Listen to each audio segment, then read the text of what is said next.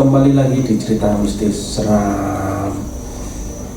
Di video kali ini kami akan meneruskan cerita yang dulu-dulu, yang kemarin, tentang apa itu energi yang spiritual dari diri kita dan ke alam lain. Dan tentunya bersama dengan narasumber kita, Bang Ardi. Ya. Assalamualaikum warahmatullahi wabarakatuh. Waalaikumsalam. Salam rahayu, rahayu, rahayu. Semoga kita dalam lindungannya dan dalam keadaan yang sehat walafiat. Amin ya rabbal alamin. Ya. Nah, ya kita meneruskan untuk pembahasan kita yang kemarin ya. Jadi kita akan cerita tentang apa itu sebuah energi dari diri kita dan energi yang ada di sekitar kita atau di alam kita. Ini menarik karena nanti pembahasannya ini akan menjadi hal yang sering kita sering kita diskusikan atau sering kita omongkan, atau hal-hal yang sering berada di sekitar kita. Jadi seperti ini, Mas. Iya, siap. Dulu.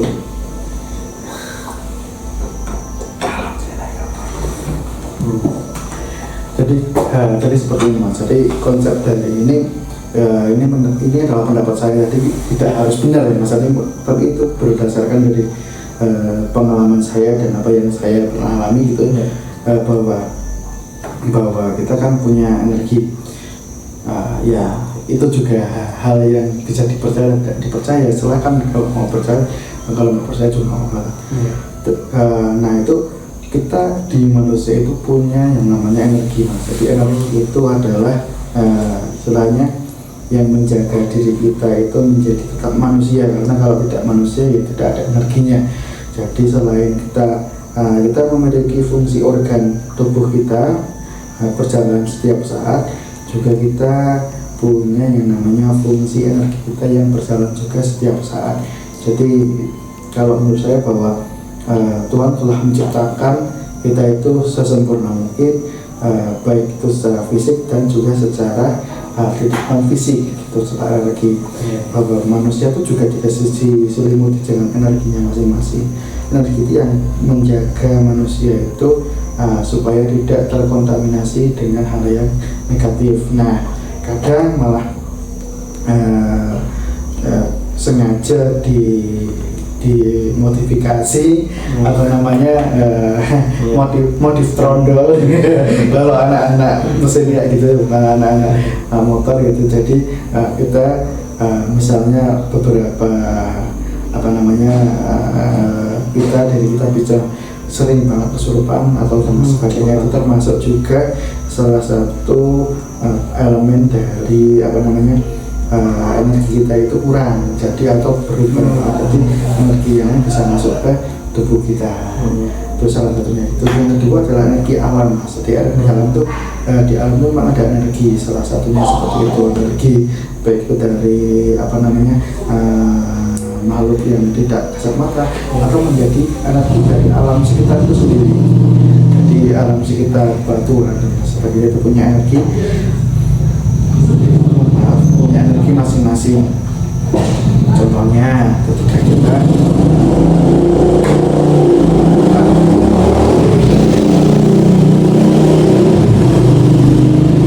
salah satu bantuan ya.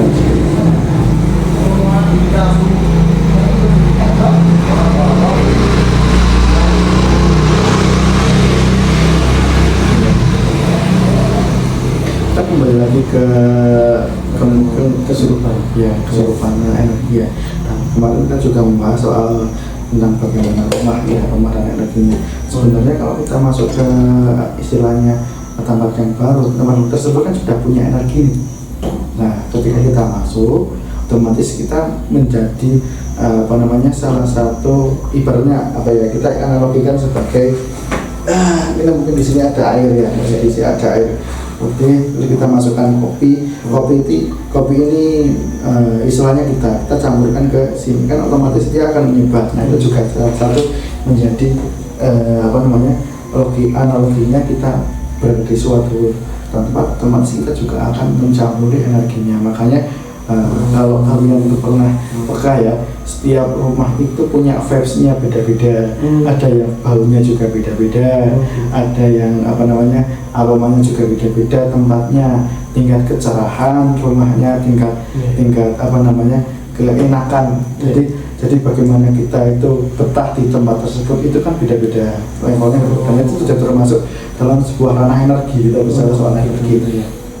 Nah, di tersebut kita bisa beberapa untuk memanipulasinya. Misalnya kita membuat itu lebih bagus, seperti ketika ada tempat yang non-jawanya itu kosong, kita bangun rumah, kita selamati, kita saati, kita doakan di situ, ya maka energinya itu juga akan menjadi netral, akan menjadi lebih baik.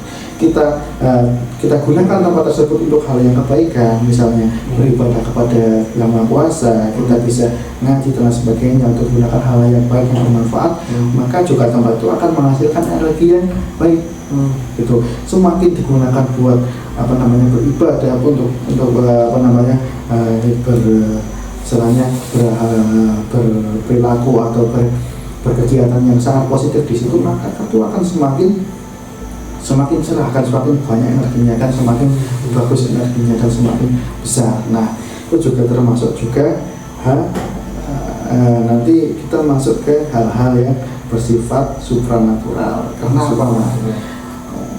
ketika kita paham tentang energi itu, energi yang ada di manusia, kita akan mempelajari bahwa energi itu saling berkaitan dan saling bisa memanipulasi. Energi yang bisa memanipulasi seperti apa? Seperti kalau salah satu orang itu bisa istilahnya bermain atau memasang susu. Misalnya seperti ini, memasang susu atau pakai ajiman, pakai ageman, pakai salah satu daya pengasihan, ilmu pengasihan atau apapun itu yang sifatnya adalah itu, maka ya itu juga termasuk energi yang mempengaruhi energi lainnya atau mempengaruhi energi manusia dan alam sekitarnya. Itu yang termasuk juga. Kenapa kok nanti membahasnya seperti itu ya? Itu yang akan melekat di kehidupan kita sehari-hari. Seperti kok ada sih apa benar di luar sana itu ada yang namanya susu, ada ajiman tertentu atau amalan tertentu atau ilmu tertentu yang digunakan untuk berkaitan dengan sebuah energi-energi yang menarik dan memanipulasi, atau selain susu untuk diri sendiri ya Mas. Jadi itu termasuk juga dari tadi yang salah satu mungkin kita bisa kategorikan energi dalam diri yang asli ya asli gitu. Tapi kalau sudah menjadi ada susu, ada ajimat tertentu, ada perilaku, ada amalan tertentu, ada ilmu tertentu, maka itu menjadi energi yang besar yang menyelimuti orang-orang tersebut dan bisa mempengaruhi juga orang-orang lain. Makanya ada banyak kok kok menarik sekali, ketok muncul sekali gitu, misalnya menarik sekali itu digunakan seperti ya maafnya mbak-mbak untuk menarik laki-laki atau laki-laki menarik mbaknya atau misalnya menarik atasan, menarik apa itu kan ya. Itu banyak sekali hal-hal yang seperti itu namanya energi yang dimanipulasi dengan berbagai cara, ya dari cara tersebut, dan otomatis kita juga istilahnya memihak atau mencari vendor pihak ketiga. Berarti vendor pihak ketiga itu ya non-sewanya hal-hal yang seperti itu kan, misalnya itu ada ilmu-ilmu yang digunakan oleh jin dan lain sebagainya, itu bisa menjadi pihak ketiganya. Itu juga termasuk energi buatan atau energi yang dimanipulasi dari vendor pihak. Kita bahasakan seperti itu, seperti apa yang namanya dengan analogi yang mudah kita pahami, kita bisa memahami hal yang seperti itu tanpa harus bingung kok bisa seperti itu dimasuk nakalnya bagaimana. Ya tersebut dari manusia itu punya energi, alam sekitar punya energi, maka energi itu bisa menarik energi yang lain. Kaitannya nanti kita bisa ngomongin soal tentang bagaimana fisika kuantum ya Mas. Fisika kuantum dengan energinya, kemudian dengan double standarnya fisika kuantum atau menjadi jadi di fisika kuantum itu mas jadi kalau kita membahas soal fisika kuantum kita coba olah pikir kita menjadi ke hal yang paling logis dan yang paling logis adalah bagaimana kita bisa mengerjakan sebuah pertanyaan-pertanyaan yang dari fisika kuantum, bagaimana tentang objek itu menjadi bisa berada di dua tempat sekaligus. Nah kita sering pernah mendengar ya ada namanya wali-wali atau namanya orang-orang yang Pak Kiai dan sebagainya dulu cerita-cerita yang bisa berada di dua tempat sekaligus. Pada dasarnya memang supaya itu ibaratnya kalau ada yang mengatakan bahwa Einstein itu pernah mengatakan kalau kita tidak melihat bulan pada saat ini mas, apakah bulan itu masih ada? Karena apa? Karena ketika kita bicara soal fisika kuantum ya mas, suatu proton dan neutron itu kita tembakkan kepada sebuah bidang lubang kecil gitu mas. Nah ketika kita tidak melihat proses penembaan itu protonnya itu seolah-olah seperti proton itu menembus penghalang itu. Tapi kalau kita kita lihat itu tidak menembus. Kalau tidak menembus. Kalau kita tidak lihat lagi itu kelihatannya menembus. Tadi yang benar itu yang mana? Itu termasuk juga eksistensi di dunia kita itu fana seperti itu sebenarnya. Tapi itu pembahasan yang lebih kompleks lagi dan lebih mikir lagi, jujur lagi. Tapi kita kembali lagi ke sebuah energi. Tadi saya bilang bahwa energi diri kita dimanipulasi bisa menarik hati seseorang, menarik pengaruh seseorang, atau kita lemparkan energi itu ke sebuah toko dagangan kita atau apa, maka itu akan menjadi pengaruh. Jadi sistemnya itu adalah energi yang bisa memanipulasi energi kita supaya kita tertarik ke arah sana. Jadi mainnya itu kalau kita paham soal energi, maka kita akan paham soal kok bisa sih energi itu bisa bisa mempengaruhi manusia atau dan sebagainya. Contoh gampangnya mas mungkin ya mas, mungkin kita bisa analogikan istilahnya kita punya ini deh gelas dan diisinya dengan kopi panas gitu lah. Juga salah satu energi panas kalau kita minum dingin seperti ini kan juga menghangatkan dari dalam juga ya mas. Nah itu juga kenapa kok jenengan tidak percaya bahwa kopi itu memiliki energi panas. Kalau kamu minum ya pasti kepanasan mas, berarti kan berpengaruh juga. Kalau pas hangat ya itu bisa menghangatkan, berarti otomatis itu energi yang real mas, real nyata kan. Nah apalagi hal-hal yang tentang energi yang tidak bisa kita lihat dari inderanya, gitu. Jadi kadang kita merasakan itu ketika mana pas hati kita sakit atau pas demam itu juga energinya menurun. Nah, ketika energinya menurun kan kita gampang berhalusinasi dan sebagainya, itu juga termasuk energi mas. Jadi penyakit yang terbesar itu sebenarnya adalah penurunan energi kita. Semakin kita turun energinya kan semakin kita merasa bahwa kita itu sakit itu terus memperburuk. Nah itu yang paling penting, bahwa kita itu harusnya bisa mengendalikan energi kita supaya ketika tidak enak badan pun kita bisa mengatur lagi energi kita supaya badan kita itu siap untuk meregenerasi sel-sel yang rusak. Ya tapi sebenarnya sampai ke situ karena emang itu sebenarnya kalau kita punya energi itu kan punya optimisme ya, pikirannya optimis itu juga akan mengaruhi tubuh kita. Sebenarnya seperti itu.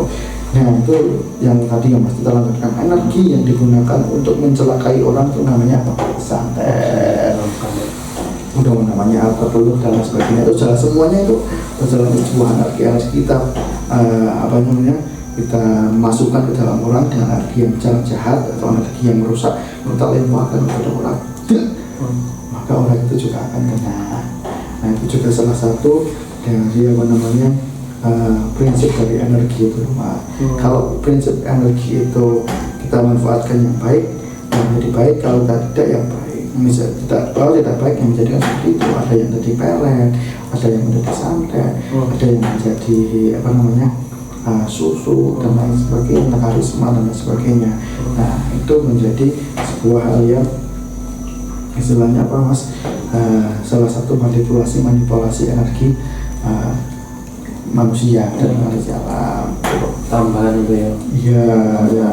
Itu banyak sekali hal yang seperti itu terjadi. Kok kenapa sih apa namanya ada yang namanya sound dan secara ilmu apa namanya, secara ilmu kita bahas lagi, kembali lagi ke fisika kuantum seperti kalau kita berjalan soal seperti itu, bahwa kenapa sebuah energi itu bisa juga kita telepatikan atau kita laporkan ke berapa yang jauh, dan itu bisa menjadi istilahnya apa namanya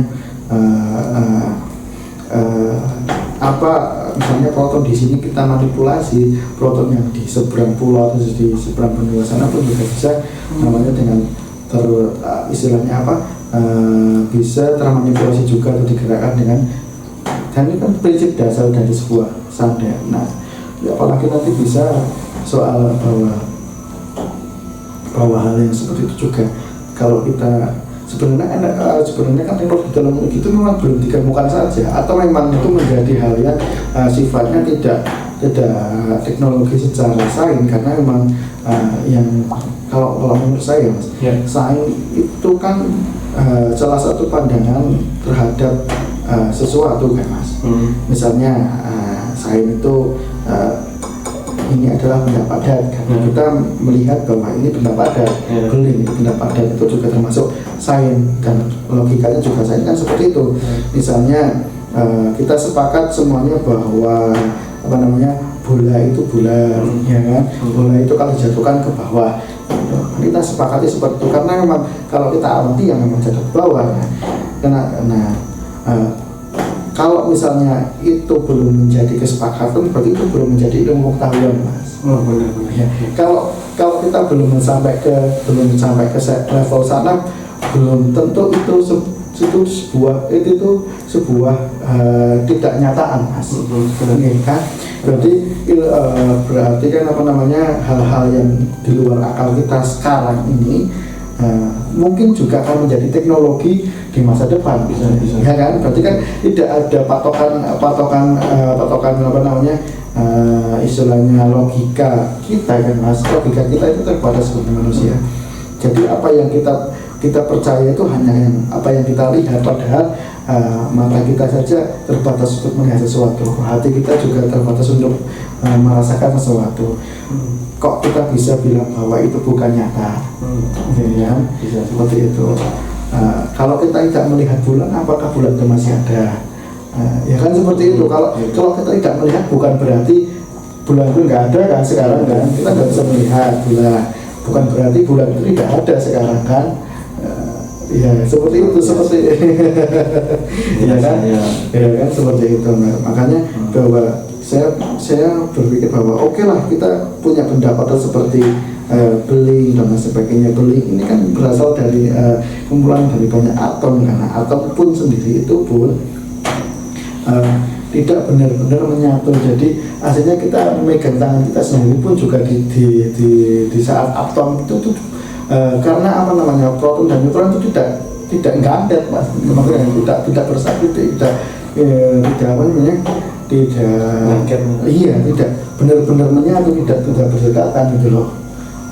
Lanjut, apa yang membuat tubuh kita itu menjadi sebuah hal yang padat gitu loh. Nah makanya kan ada banyak beberapa hal yang seperti paku dan sebagainya kita lemparkan ke itu ya. Sebenarnya kan itu sistem dari atom itu sendiri kan. Kalau kita kalau ada teknologi yang bisa membreakdown atom itu, kita lakukan di dalam atom dan kita lemparkan dengan kecepatan cahaya, kemudian di satu sisi kita kembalikan lagi itu wujudkan menjadi apa namanya padat lagi, itu masuk akal mas. Masuk akal ya. Iya, kita ya juga ya. Teknologi itu kan belum ada, berarti seperti teleportasi dan lain sebagainya pun juga akan menjadi hal yang nyata, karena pendekatan kita itu hanya terjadi pada istilahnya hal yang kita bisa lihat saja dan kita bisa amati saja. Selain itu yang kita amati, kita anggap bahwa itu tidak ada, kan berarti kita terlalu mengkerdilkan alam semesta, ya kan, seperti itu. Dan makanya banyak cerita itu kan dari dulu-dulu kan orang bisa berjalan atau berembus dari kemana-kemana kok bisa secepat itu, atau kita bisa melewati antar dimensi dan lain sebagainya. Ya memang yang sebenarnya kita hidup di alam yang sebegitu kompleksnya, Mas. Jadi tidak bukan berarti kita ya hanya kita seperti ini, tapi juga bisa juga kita bisa melewati hal-hal yang seperti itu. Karena balik lagi bahwa kalau tidak percaya nanti bisa dilihat di referensinya, dan mungkin bisa dilihat juga bahwa atom itu tidak sama sekali bergandengan itu, jadi kan tidak menyatu. Jadi sebenarnya kita seperti ini pun juga tetap ada rongganya di milik ya ini ya itu baru situ. Nah kalau kita di breakdown aja udah jadi atom lagi, terus kita kirimkan ke dengan cahaya di sisi yang lain, terus kita kembalikan lagi kan, itu termasuk juga teleportasi dan lain sebagainya menjadi seperti itu. Saya kira bahwa hal-hal yang seperti itu yang sejak dulu kita dengar, yang mitologi seperti itu, seperti ada orang yang pintar, terus kemudian para wali, para alim ulama yang bisa yang karunia dari Tuhan Yang Maha Esa itu diberikan hal yang menakjubkan seperti itu. Misalnya bisa pergi kemana, lewat mana, tapi langsung ke tempat tujuan dengan cepat gitu, atau berada di dua tempat sekaligus, ya salah satu menjadi hukum alam. Cuma kita kan tidak menggunakan teknologi yang kita ketahui sekarang. Mungkin saja hal itu menjadi salah satu istilahnya pintu alam, pintu kunci alam semesta itu yang bisa kita lewati. Terutama itu juga ada pembahasan soal bagaimana sih kok salah satu ada pesawat hilang atau apa kita bisa melewati salah satu bentuk gaib dan sebagainya. Itu kan di saat tertentu, di saat yang pas dia bejone gitu loh. Jadi kemungkinan juga alam ini pun juga semakin seperti itu, ada yang membuka portalnya, nanti menutup lagi, ada yang seperti itu juga. Nah, kan tidak ada teknologi yang seperti itu. Kemarin juga saya bisa banyak teori seperti itu kan. Nah, sebenarnya kita bisa dengan adanya cerita seperti itu, kemarin di episode sebelumnya ada yang terjebak di dunia gaib dan sebagainya, itu kan juga termasuk salah satu tanda alam atau dari sebuah alam itu yang terbuka, atau ada yang tertutup, ada yang berjaminan tipis sekali. Itu kan salah satu secara alami ya, Mas. Yang mungkin kita di tahun-tahun berikutnya itu bisa menjadi hal yang teknologi, karena kita bisa mengerti tentang hal itu. Nah, kita bisa terapkan di sains dan teknologi. Kan kita nggak tahu kan, dari dulu aja kita belum pernah merasakan yang namanya video call, namanya telepon dan sebagainya. Kita mengira bahwa hal tersebut itu menjadi telepati dan lain sebagainya. Kita kan pikirnya seperti itu, tapi di saat sekarang itu menjadi hal yang teknologi. Ada 4G, ada internet yang kita bisa terhubung di mana saja. Bahkan kita bisa meeting atau rapat secara goib atau secara Zoom, ya kan, seperti itu juga termasuk dari teknologi yang sangat berkembang. Kalau misalnya hal-hal tersebut bisa diteknologikan, ya berarti kita bisa mencapai hal tersebut lewat teknologi atau tidak lewat teknologi. Hanya seperti itu saja sih menurut saya.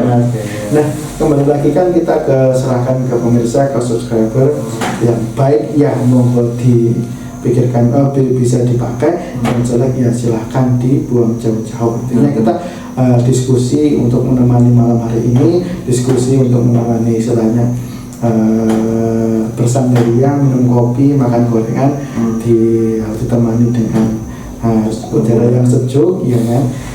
Jadi marilah kita berpikir sebenarnya untuk sebenarnya sih hal yang menarik di luar sana itu masih banyak, dan jangan terlalu dimasukkan ke dalam hati. Dan jika memang itu tidak bertepatan atau serak dengan pikiran kalian masing-masing, adik masing-masing, ya silahkan anggap saja kita lagi mendongeng Seperti itu nih Mas. Terima kasih sudah mendengarkan saya. Kita kembalikan lagi ke Mas Wahyu. Terima kasih. Nah, itu penjelasan dari narasumber kita, Bang Ardi. Dan apabila kalian ingin mempertanyakan suatu punya ide atau pertanyaan yang bagus, bisa ditulis di kolom komentar ya. Dan sampai jumpa di video kami selanjutnya. Jangan lupa dukung channel kami dengan cara like, comment, share, dan subscribe. Serah.